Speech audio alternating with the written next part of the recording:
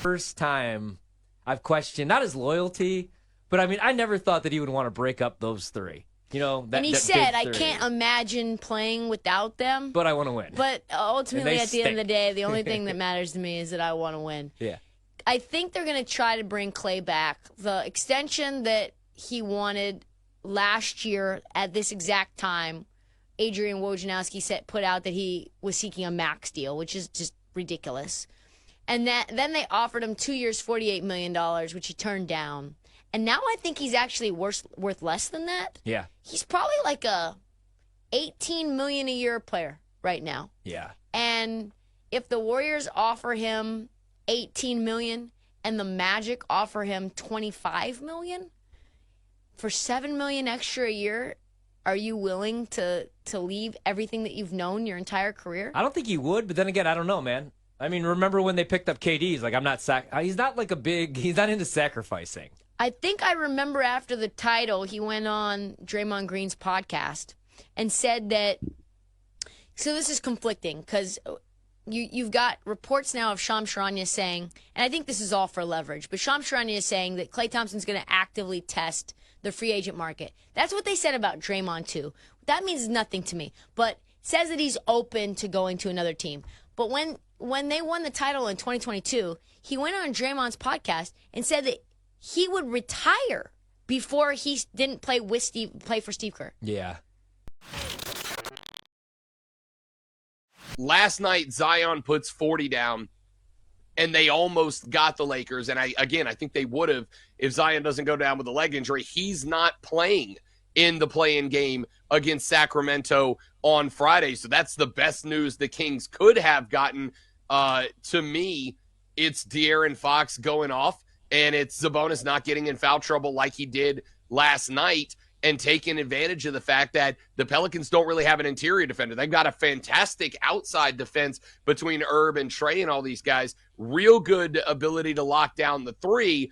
But if you can play into and then through Sabonis in a 4-5 hybrid without the big man down there, because Jose Valanciunas, a guy I've liked, bro, he sucks right now. Like, what a garbage night from that guy last night.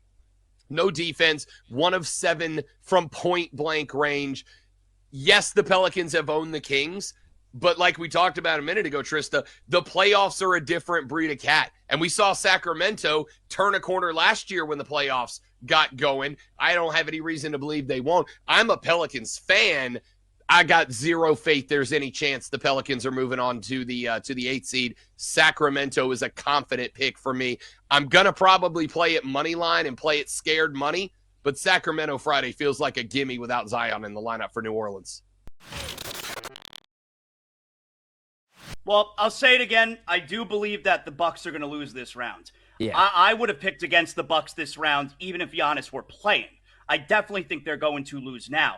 I don't envision Giannis I definitely don't see the Bucks trading him, and I don't envision Giannis asking out. He doesn't strike me as the dude who is going to say, I'm not going to honor the contract that I just signed this past year. If he was a free agent, I could see him leaving. But he just signed that deal. He does, and he signed it because, hey, he gave him like a soft ultimatum, and then they traded for Lillard, and then he signed the deal. But he did sign the deal. So he just doesn't strike me as the guy who's going to tell them, yeah, I'm reneging on that. I'm not actually going to play for you anymore. So I think he's stuck there, nor do I think they would even consider trading him.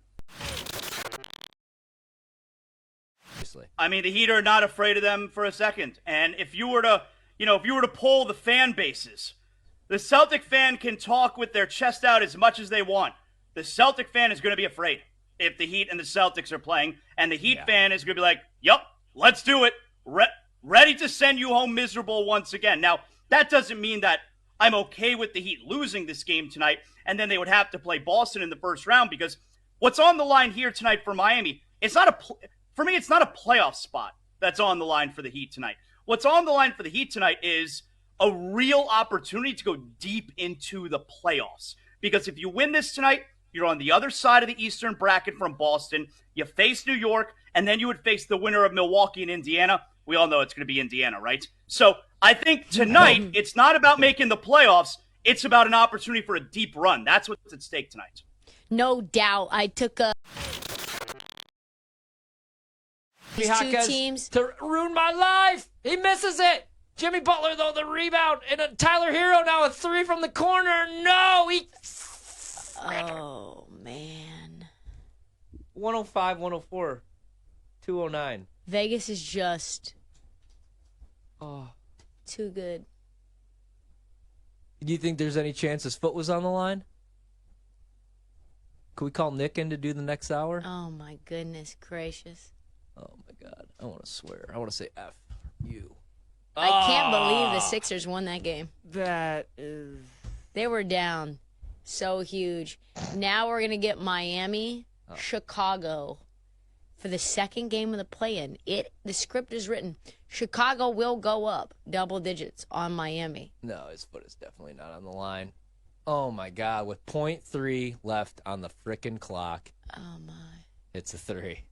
You can't make that up. Stacked. Like, I look at the Golden Knights and them being defending champions and the moves they went out and made during the trade deadline, acquiring Tomas Hertl, Anthony Mantha, Noah Hannafin, who they've just signed to an extension, who I'm a huge fan of because he's a very simplified defenseman, not a lot of wasted movement. But there's so many inconsistencies in their game this year, and it's in areas of their game that were their bread and butter last season. Like, this is a team that is built from the defensemen out. And at times, the defensemen have had to supplement the injuries that have been present on the forward side. So they're jumping up in the play a lot. And then ultimately it leads to bad gaps, bad timing, and bad goals against the Golden Knights. And they haven't been really great protecting the front of their net. So I'm very uneasy about them. But you look at the collection of talent that they have, it's hard to look away from that and be like, I don't believe that they can figure it out. But then again, Mark Stone's been out. He hasn't played with Tomas Hertl. You're going to have a lot of people playing with different lines than they have previously. And so I have a lot of questions about them. But if there's any team that can snap and turn it on, I think it's them. But between them and the Avs. You say you kind of like Scotty, you don't like Xander. Do you want to go back with Ludwig? Do you like Rory this week? Matt Fitzpatrick won here last year. Ton of people I'm seeing are on Cam Young. Like everybody, which has scared me off of Cam Young. Yeah, I don't like that Willie one Z, at again, all. I mean, if we're talking about like you got to be a good iron player and accurate, like that's Willie Z. I kind of like a little Max Homa. He was hitting the ball really well. He was. He's not like a particularly like long hitter either, so I think that could be a good look. Yep. In terms of maybe a top 20. Max Homa's minus 110, top 20. That's not bad. Chris Kirk kind of interests me as well, 55-1. That's another guy who's a shorter hitter. Really just puts it in the fairway. I'm just going to put like literally a half of a pepperoni on this. You do it. 63-1. Let it ride. I don't know if I can do Grillo though. Like That's that fine. scares All right, me. yeah, I think I'm going to take Because if that doesn't hit, I'm going to hear about it. You So, obviously. Yeah, obviously. I yeah. mean, So, come on.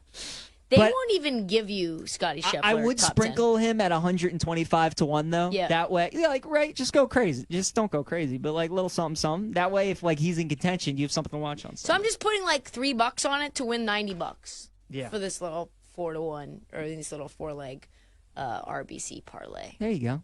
Love it. Give yourself some action. Yeah, like just something to look at to see if it comes home. Yep. So Tommy Fleetwood and Emiliano Grillo. Those are the only two outrights that I've placed this week. I'm going easy on the outrights. I got my boy Tommy top 10, Cantley top 10, Corey Connors top 20, Grillo top 20.